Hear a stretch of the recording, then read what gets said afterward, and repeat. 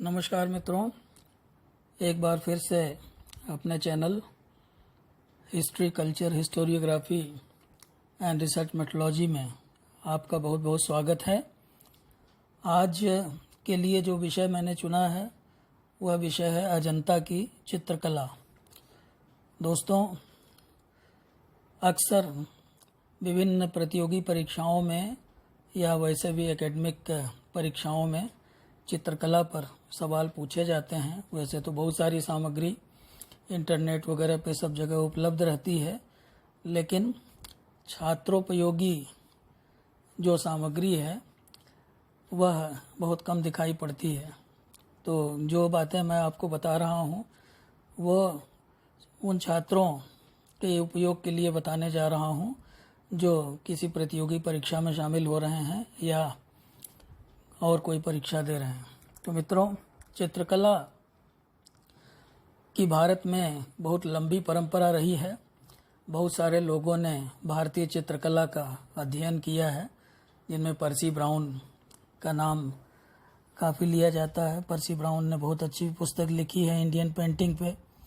हिंदी में वाचस्पति गैरोला ने लिखी है पुस्तक जो है, और बहुत सारे विदेशी और लोगों ने भी पुस्तकें लिखी हैं। विंसेंट स्मिथ का भी नाम आता है इसमें। और उसके अलावा हमारे भारतीय लोगों में बहुत सारे लोगों ने इसका अध्ययन किया है। वासुदेव शरण अग्रवाल हैं, आपके दक्षिण भारत का इतिहास लिखने वाले गुलाम याजदानी हैं। तो इन सब लोगों ने काफ़ी अध्ययन किया है। बेंजामिन रॉलैंड हैं। तो अजंता की चित्रकला के बारे में कुछ महत्वपूर्ण बातें मैं आपसे शेयर करना चाहता हूँ। सबसे पहले तो जैसे मैंने कहा कि भारत में चित्रकला का एक लंबा इतिहास रहा है। प्रागैतिहासिक काल से ही भारत में चित्रकला का प्रारंभ हो गया था। जो पेलियोलिथिक मैन था, जिसे कहते हैं पूरा पाषाणकालीन जो मनुष्य था, उसके अंदर भी कुछ एस्थेटिक सेंस या सौंदर्य भावना थी। और वो जिन गुफाओं में रहता था, उन गुफाओं में आपको जगह जगह देश भर में, कई जगह विंध्याचल वगैरह की पहाड़ियों में आप जाएं तो कई जगह हमें, अनेक जगह गुफाओं में हमें आड़ी तिरछी रेखाओं के रूप में जो है उनकी पेंटिंग्स दिखाई पड़ती हैं। हालांकि उनमें कलर्स तो नहीं हैं, लेकिन ये है कि वो रेखा चित्र कहे जा सकते हैं। आगे चल कर के हम देखते हैं कि धीरे धीरे जैसे जैसे समय बीतता गया, आप सिंधु घाटी की सभ्यता में भी देखते हैं उन लोगों को भी जो है एस्थेटिक सेंस था। वहाँ से जो खुदाइयों में हमें मृदभांड वगैरह मिले हैं, उनमें किसी प्रकार से उनको पेंट किया गया है, उनको चित्रित किया गया है। इसी तरह से आगे के युगों में भी हम देखते हैं कि चित्रकला के प्रति लोगों की जानकारी थी। अगर हम भारत के माइथोलॉजी पर ध्यान दें तो उसमें भी हमें चित्रकला की जानकारी प्राप्त होती है। बहुत सारे ग्रंथ हमारे, जैसे रामायण, महाभारत इत्यादि जो हमारे महाकाव्य हैं, उनमें भी, उन ग्रंथों में भी चित्रशालाओं का उल्लेख होता है। बहुत सारे राजसभा, राजप्रसाद इत्यादि जो है उनको चित्रों से सुसज्जित बताया गया है इन ग्रंथों में। इसी तरह से जो बौद्ध साहित्य वगैरह है, बौद्ध साहित्य वगैरह में भी इसका उल्लेख हमें मिलता है। सूत्र साहित्य में इसका उल्लेख हमें मिलता है। हमें कुछ उपनिषदों वगैरह में भी चित्रों के बारे में जानकारी प्राप्त होती है। तो मित्रों, जहाँ तक माइथोलॉजी का संबंध है, ऐसा कहा जाता है कि ब्रह्मा जो थे वो चित्रकला के जनक थे। उन्होंने एक राजा को, एक ब्राह्मण के पुत्र को के मृत शरीर को जीवित करने के लिए उसका चित्र बना करके और उसमें उसको फिर से जीवन दान देने की बात कही है। इस तरह का उल्लेख मिलता है। इसी तरह से हमें राजकुमारी उषा का उल्लेख मिलता है, जो कि अपनी एक सखी चित्रलेखा से कहती है कि उसने सपने में एक ऐसे व्यक्ति का दर्शन किया है कि जिसकी शोभा अतुलनीय है। तो उसकी सखी चित्रलेखा जो है वो अपने समय के तमाम प्रसिद्ध व्यक्तियों के चित्र बनाती है, और जिसमें से वो उस अब स्वप्न में देखे हुए व्यक्ति को उषा पहचान लेती है। वो अनिरुद्ध, श्री कृष्ण के पुत्र अनिरुद्ध का चित्र रहता है। तो इस तरह के उल्लेख हमें मिलते हैं। इसी तरह से हमें विष्णु धर्मोत्तर पुराण के चित्र सूत्र नामक अध्याय में एक श्लोक मिलता है जिसमें लिखा है कि कला नाम प्रवरम चित्रम धर्मार्थ काम मोक्षदाम सूत्र मांगल्यम प्रथम दोतद गृह यत्र प्रतिष्ठितम। एक बार मैं फिर से पढ़ देता हूँ ये श्लोक। कला नाम प्रवरम चित्रम धर्मार्थ काम मोक्षदाम मांगल्यम प्रथम दोतद गृह यत्र प्रतिष्ठितम। तो विष्णु धर्मोत्तर पुराण के इस श्लोक का अर्थ है कि कलाओं में चित्रकला सबसे ऊंची है, सबसे ऊंची है, जो कि धर्म, अर्थ, काम और मोक्ष को प्रदान करने वाली है। जैसा कि आप लोगों को मालूम है कि धर्म, अर्थ, काम और मोक्ष जो है हमारे यहाँ ये 4 पुरुषार्थ माने जाते हैं। तो चित्रकला को पुरुषार्थ दायिनी कहा गया है। और आगे कहते हैं कि मांगल्यम प्रथम दोतत् गृह यत्र प्रतिष्ठितम। और जिस घर में चित्रकला की प्रतिष्ठा होती है उस घर में सदैव मंगल की प्रतिष्ठा होती है, अर्थात उस घर का सदैव मंगल होता है। तो इस प्रकार से हम ये देखते हैं कि चित्रकला भारत के लिए कोई नई बात नहीं थी। हम अजंता की चित्रकला की बात करते हैं। अजंता की जो गुफाएं हैं वो औरंगाबाद ज़िले में फर्दपुर नामक स्थान में स्थित हैं। और अजंता नाम इनको इसलिए दिया गया कि इनके नज़दीक, इन गुफाओं के नज़दीक जो सबसे नज़दीक जो गांव है उसका नाम अजंता है, तो इसलिए उसी के नाम पे इसका नामकरण अजंता केव्स कर दिया गया था। संयोग की बात है कि 1819 ईस्वी में मद्रास के कुछ यूरोपीय सिपाही उधर से गुजर रहे थे, तो उनको झाड़ियों के पीछे पर्वतों में कुछ गुफाएं दिखाई दी, और कुतूहलवश जब वो वहाँ गए तो उनके आश्चर्य का ठिकाना नहीं रहा, क्योंकि वहाँ उन्हें ढेर सारी गुफाएं दिखाई दी। पहली बार इन गुफाओं के बारे में जेम्स अलेक्जेंडर ने रॉयल एशियाटिक सोसाइटी में एक लेख लिखा, journal of royal Asiatic society में 1824 ईस्वी में। तो 1824 ईस्वी में पहली बार दुनिया को पता चला अजंता की गुफाओं के बारे में। तो ये गुफाएं एक लंबे समय के अंतराल में, कई सौ सालों में धीरे धीरे निर्मित हुई थी, और उनमें जो चित्र बने थे वो धीरे धीरे बने थे। तो समय के चलते, समय बीतते बीतते राजवंशों का उत्थान पतन होता है, धीरे धीरे परिस्थितियां बदलती हैं। तो वो एक तरह से काल के गाल में समा गए थे, विस्मृत से हो गए थे, लेकिन संयोगवश उनकी खोज हो गई और दुनिया को एक बहुत ही उत्कृष्ट चित्रकला शैली का पता चला। यहाँ मित्रों हम सबसे पहले बौद्ध धर्म की बात करेंगे। बौद्ध धर्म, एक समय ऐसा था कि बौद्ध धर्म जो है वो कई शताब्दियों तक भारत का एक महत्वपूर्ण धर्म बन गया था। न केवल भारत में बल्कि वो एक अंतर्राष्ट्रीय धर्म बन गया था, और दुनिया के कई देशों में, जैसे श्रीलंका में, चाइना में, जापान में, कोरिया में, जावा में, सुमात्रा में, श्याम में, तो कई जगहों पे, कई स्थानों पे इसका प्रचार प्रसार हो गया था। और वहाँ से भी हमें इस बात के प्रमाण मिलते हैं कि ये जो यहाँ की जो बौद्ध कला थी, ये बौद्ध कला जो है भारत से विभिन्न देशों में पहुँच गई थी, और इसने एक अंतर्राष्ट्रीय रूप धारण कर लिया था। अजंता में हमें करीब जो है 29 गुफाएं मिली हैं, जो कि एक पहाड़, कहते हैं कि उस पहाड़ की जो शक्ल है वो घोड़े की नाल की तरह की है। तो घोड़े की नाल की तरह के आकार की एक पहाड़ है जिसमें 29 गुफाएं कुल प्राप्त हुई हैं।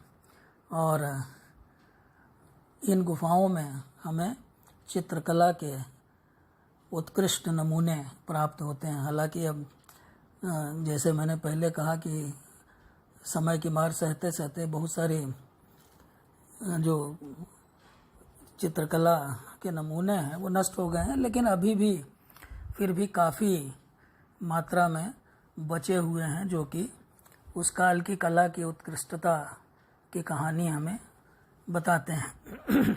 यह कहना कठिन है कि कला के रूप में महाराष्ट्र में चित्रांकन कब से प्रारंभ हुआ, लेकिन जो उदाहरण हमें वहाँ प्राप्त होते हैं, जो कारीगरी हमें वहाँ दिखाई देती है, उससे ये लगता है कि वहाँ के जो कलाकार थे वो चित्रकला में बहुत निष्णांत थे। अब केवल 6 गुफाएं हैं 29 में से जिनमें कि हमें भित्ति चित्र प्राप्त होते हैं। ये गुफाएं हैं गुफा संख्या 1 और 2, 9 और 10, 16 और 17। तो 1, 2, 9, 10, 16 एवं 17। अजंता की चित्रकला की विषय वस्तु का जहाँ तक संबंध है, जैसे मैंने पहले बताया कि इसकी विषय वस्तु बौद्ध धर्म से संबंधित है। महात्मा बुद्ध का जीवन अपने आप में बहुत ही महत्वपूर्ण था, अपने आप में बहुत ही जाना माना था, क्योंकि वो पूरी दुनिया के अनेक देशों में प्रसिद्ध हो गए थे महात्मा बुद्ध। तो इसलिए जो है उनके जीवन से संबंधित बहुत सारी कहानियाँ प्रचलित थी। तो उनके जीवन के विभिन्न पहलुओं की झांकियाँ हमें इन चित्रों में दिखाई देती हैं। खासकर जो जातक कथा कही जाती है, जातक कथाओं का चित्रण बड़ी ही सजीवता के साथ, बड़ी ही सुरम्यता के साथ इन चित्रों में हुआ है। अजंता चित्रकला की शैली की बात अगर हम करें तो यह शैली ज़्यादा भड़काऊ नहीं थी, सादी शैली थी। और यहाँ रेखांकन पर बहुत बल दिया गया था। रेखांकन जो है वो, और जो रंगों का भराव था उन रेखाओं के बीच में, वो बड़ा ही सजीव था। विभिन्न प्रकार के रंगों के प्रयोग किए जाते थे, जैसे लाल, पीला, पीत कपिश, चमकीला, हरा और काला, सिंदूरी और सफ़ेद। तो इस तरह के रंगों का प्रयोग होता था। और ये रंग जो थे वो बहुत ही चमकदार हैं और रात में भी एक तरह से इनसे एक आभा से निकलती है, एक चमक से निकलती है। तो इसी से ये समझा जा सकता है कि ये रंग कितनी कठिनाई से तैयार किए जाते होंगे। रेखांकन बहुत दृढ़ हैं और बहुत सटीक हैं, बहुत सही ढंग से रेखांकन किया गया है और परिमापों पर बहुत ज़्यादा ध्यान नहीं दिया गया है। लेकिन जो चित्र बने हैं वो बहुत ही उच्च कोटि के हैं। चित्र जो हैं वो बहुत ही संतुलित हैं और इनसे ये पता चलता है, ऐसा लगता है इन चित्रों को देखने पे कि जैसे ये चित्र जो है अभी बोल पड़ेंगे, अभी चल पड़ेंगे, एकदम जैसे ये चित्र एकदम सजीव हैं। गौतम बुद्ध की से संबंधित गाथाओं का यहाँ पर बहुत ही मर्मस्पर्शी चित्रण देखने को मिलता है। चाहे वो उनका सिद्धार्थ का रूप हो, चाहे वो उनका महात्मा बुद्ध का रूप हो, चाहे वो महात्मा बुद्ध एक अपने माता के सम्मुख एक पुत्र के रूप में हो, चाहे अपने पत्नी के सामने हो। तो कहने का अर्थ यह है कि हर रूप में उनकी जो आकृति है, उनके चेहरे के जो भाव हैं वो बहुत ही सौम्य हैं और उनको देख करके बहुत ही उच्च कोटि की पवित्रता का आभास होता है। बहुत सारे चित्र इस तरह के हैं जैसे कि अपने ही द्वार पर भिक्षा मांगने के लिए उनका आगमन जो है वो बहुत ही सजीव ढंग से चित्रित किया गया है और बड़ा ही मानवीय लगता है। उनकी पत्नी यशोधरा के नेत्र प्रेम से परिपूर्ण हैं और उनका जो पुत्र राहुल है वो उसके चेहरे पर एक विस्मय का भाव है। तो इस तरह के मतलब भावों का, तरह तरह के भावों का बड़ा सजीव चित्रण हमें अजंता की चित्रकला में मिलता है। राजकुमार के चित्रण में सांसारिक जीवन और धार्मिक विशिष्टता दोनों के ही चिन्ह हैं। उनकी अभिव्यक्ति बहुत शांत है और एकदम निर्विकार व्यक्ति की तरह है, जैसे कि सुख और दुख के कोई लक्षण जो है उनके चेहरे पर दिखाई नहीं देते हैं, वो उससे अप्रभावित से प्रतीत होते हैं। जहाँ तक बौद्ध धर्म के मानवीय सिद्धांतों और पवित्र बौद्ध साहित्य में अंतर्निहित किए गए प्रकृति के विभिन्न पक्षों को सामान्य संरचना में बांधने वाली एकता की बात है, तो हम ये देखते हैं कि जो चित्रकार थे उन चित्रकारों ने प्राकृतिक और आध्यात्मिक जगत दोनों का ही चित्रण बहुत अच्छे ढंग से किया है। प्रकृति से संबंधित जीव जंतु वनस्पतियों इत्यादि का चित्रण बहुत ही सजीव ढंग से हुआ है। वो चाहे भव्य हाथी हो, सुंदर हंस हो या किलोल करते हुए मृग हों, बंदर हों और सांप हों, यानी कोई भी जीव जंतु हो, पक्षी हों तरह तरह के, तो उनका चित्रण बहुत सजीव ढंग से किया गया है। और तो कलाकार चित्रों में उनकी सभी विशेषताओं के साथ जितने जो भी प्रकृति के जिन अंगों का भी वो चित्रण करता है तो उसकी सभी प्राकृतिक विशेषताओं के साथ उनका चित्रण करता है। राजा और रानियां धार्मिक भूमिका निभाते हैं, किंतु उनका चित्रण सभी इच्छाओं एवं रुचियों के साथ किया गया है। वो चाहे शिकार का अभियान हो, प्रणय की घटनाएं हों, वनों में जीवन बिताने वाले लोग हों, युद्ध का दृश्य हो या दरबार का वैभवपूर्ण जीवन हो। अर्थात कहने का मतलब यह है कि हर प्रकार के चित्र हमें यहाँ दिखाई दे जाते हैं जो उनके सामान्य जीवन की सभी गतिविधियों को, यानी राजाओं रानियों की सामान्य जीवन की सभी गतिविधियों को प्रदर्शित करते हैं। अजंता की चित्रकला में हमें सामान्य जनता के घरेलू जीवन का भी चित्रण मिलता है। सामान्य जनता जो है वो बहुत ही महत्वपूर्ण भूमिका निभाती है किसी भी कलाकार के जीवन में, किसी भी चित्रकार के जीवन में, क्योंकि जो सामान्य जनता की जो गतिविधियां होती हैं उन गतिविधियों का चित्रण बहुत ही महत्वपूर्ण होता है। उसी से ये पता चलता है कि देश काल और समाज में क्या हो रहा है, क्या घट रहा है। तो सामान्य जनता के घरेलू जीवन का निरूपण भी बहुत अच्छे ढंग से हुआ है। चित्रकार ने उनके रहन सहन और उनकी जीवन पद्धति, उनकी जीवन शैली का चित्रण बड़े ही मार्मिक ढंग से किया है। वो चाहे उनकी झोपड़ियाँ हों बांस की बनी हुई, उनके मिट्टी के बर्तन हों या उनके और भी घरेलू साज सामान हों, उनके उपयोग में आने वाली अन्य वस्तुएं हों, तो इन सब का चित्रण बहुत ही अच्छे तरीके से किया गया है, बहुत ही सुरम्य तरीके से किया गया है। और जगह जगह चाहे वो वृक्ष हों प्राकृतिक सौंदर्य हो, खेतों के दृश्य हों, क्योंकि महात्मा बुद्ध जो थे वो स्वयं, जैसा कि आप सब जानते हैं कि उनको एक वृक्ष के नीचे ही ज्ञान प्राप्त हुआ था, तथा वृक्षों का चित्रण इन कलाकारों ने बड़े ही प्रभावपूर्ण शैली में किया हुआ है। और चित्रकार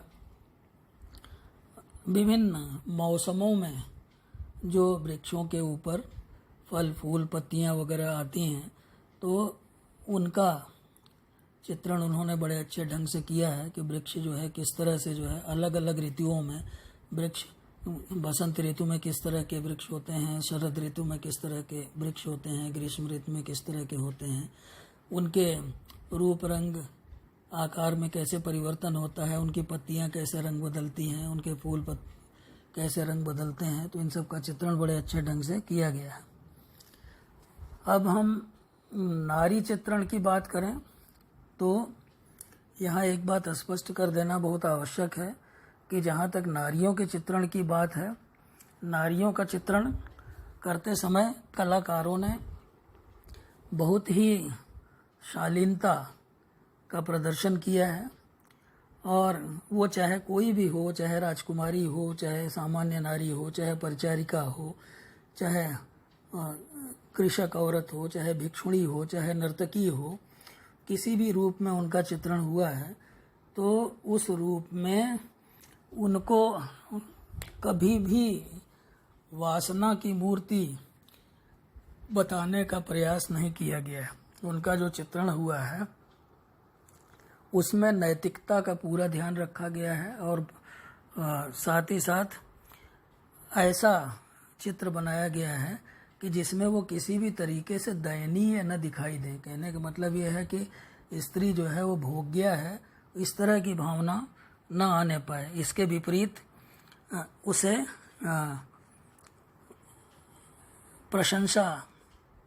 प्रशंसात्मक ढंग से उसका चित्रण किया गया है। उसको देख करके उसके प्रति मन में विनम्र भाव उत्पन्न हो, इस तरह का चित्रण किया गया है। और उसे आराधना के योग्य, उसे पूजा के योग्य दर्शाया गया है। पूरा जो वातावरण है उस पूरे वातावरण को बहुत ही गंभीर बनाया गया है और तो स्त्रियों के सम्मान की, स्त्रियों के प्रतिष्ठा का पूरा ध्यान रखा गया है।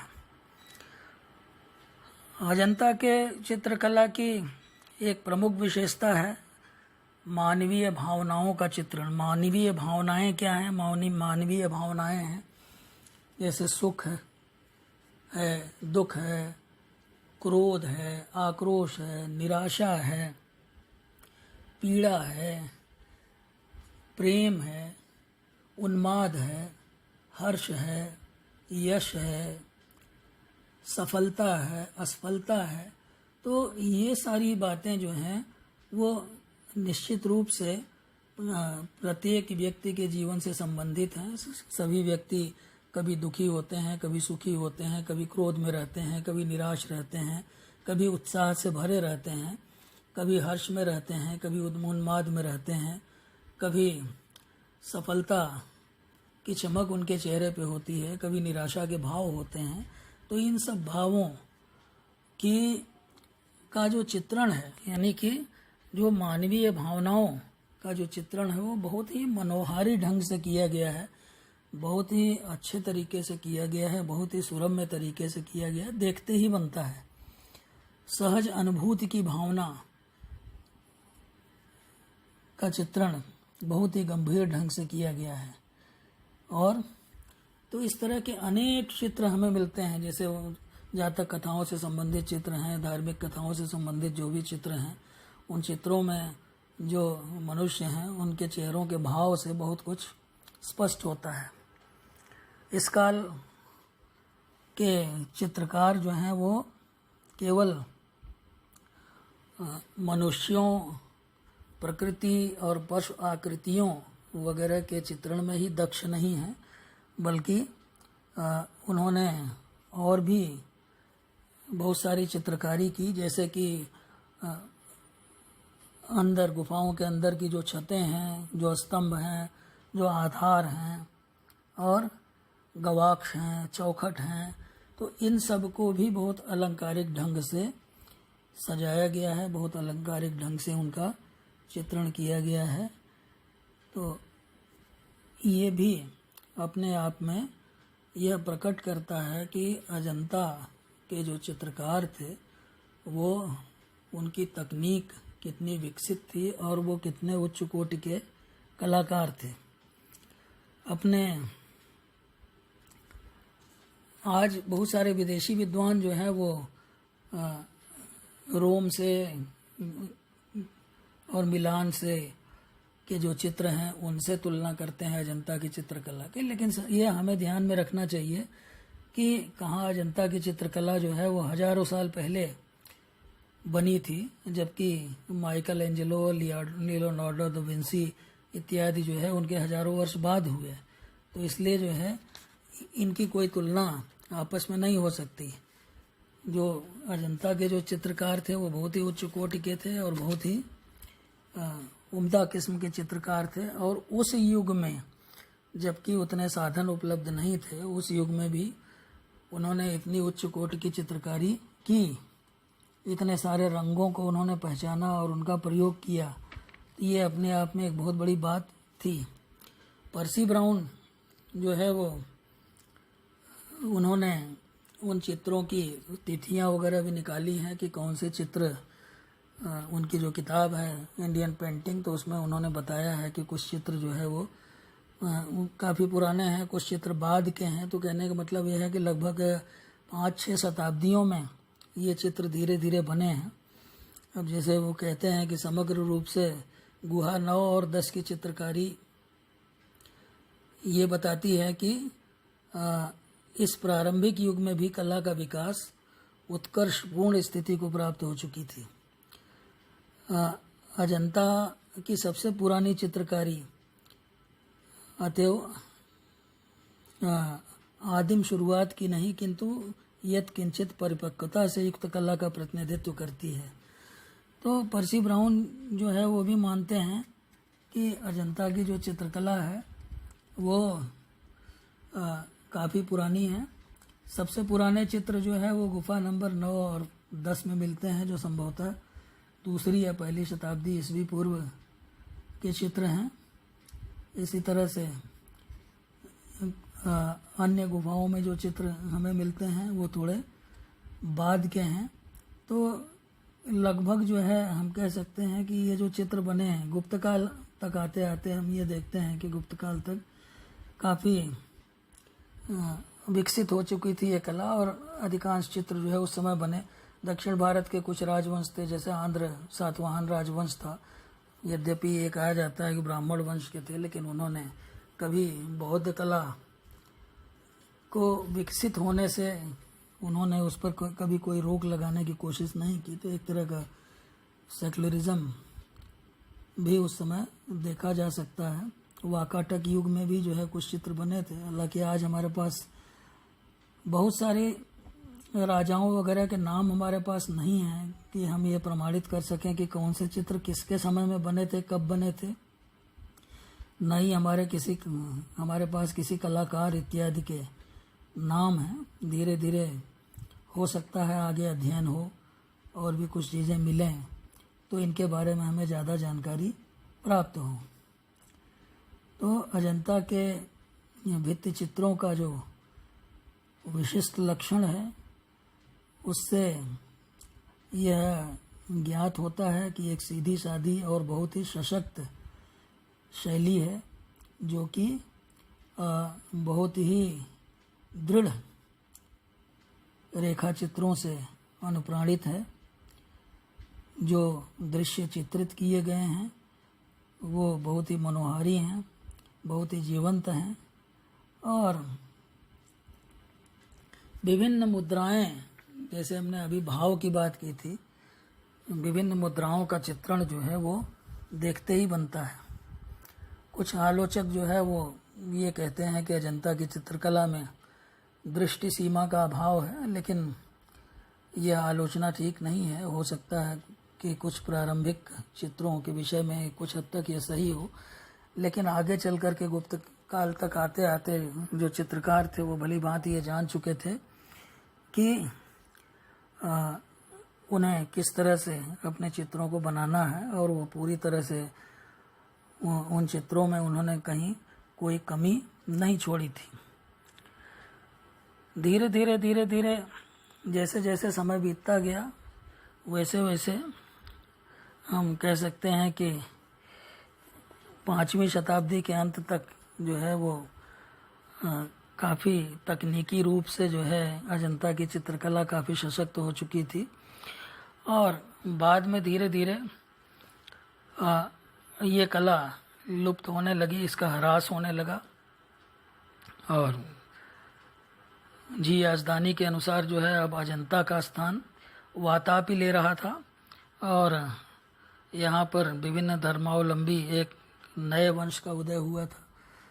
तो इस तरह से हम ये देखते हैं कि जो ये अजंता की जो चित्रकला थी वो केवल भारत तक ही सीमित नहीं थी, बल्कि यह शैली बहुत दूर दूर तक गई। हमें, जैसे मैंने अभी प्रारंभ में ही कहा, कि बौद्ध धर्म का जहाँ जहाँ प्रसार हुआ था वहाँ वहाँ बौद्ध कला का भी प्रसार हुआ। वो चाहे अफ़गानिस्तान हो, चाहे मध्य एशिया हो, चाहे चीन हो, चाहे श्याम हो, बर्मा हो, जावा हो, सुमात्रा हो, जापान हो, श्रीलंका हो, तो हर जगह ये कला किसी न किसी रूप में वहाँ गई। बहुत सारे वहाँ के जो चित्र हमें मिलते हैं उन चित्रों में और अजंता के चित्रों में काफ़ी साम्यता दिखाई पड़ती है। तो इस तरह से यह कला काफ़ी दिनों तक फली फूली, और 8वीं शताब्दी आते आते जो है धीरे धीरे उसका ह्रास होने लगा, और धीरे धीरे जो है ये कला लुप्त प्राय हो गई। और यह तो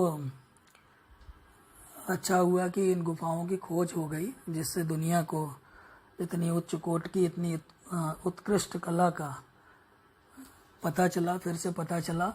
और निश्चित रूप से भारतवर्ष को यह एक बहुत उच्च कोटि का स्थान जो है भारतीय संस्कृति को पूरी दुनिया में दिलाती है। अभी अजंता की जो गुफाएं हैं उसे पूरे विश्व की धरोहर भी घोषित कर दिया गया है, और उसके संरक्षण का जिम्मा जो है वो केवल भारत ही नहीं बल्कि दुनिया के तमाम देशों का है, जिससे कि आने वाली पीढ़ियां इस कला से प्रेरणा ले सकें और इसका आनंद उठा सकें।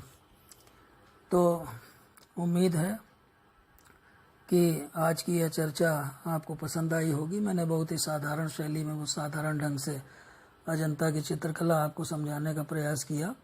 अगर आपको मेरा यह प्रयास पसंद आया हो तो आप कमेंट करें और लाइक करें और मेरे चैनल को सब्सक्राइब करें। आप सबको बहुत बहुत धन्यवाद। नमस्कार, शुभ संध्या।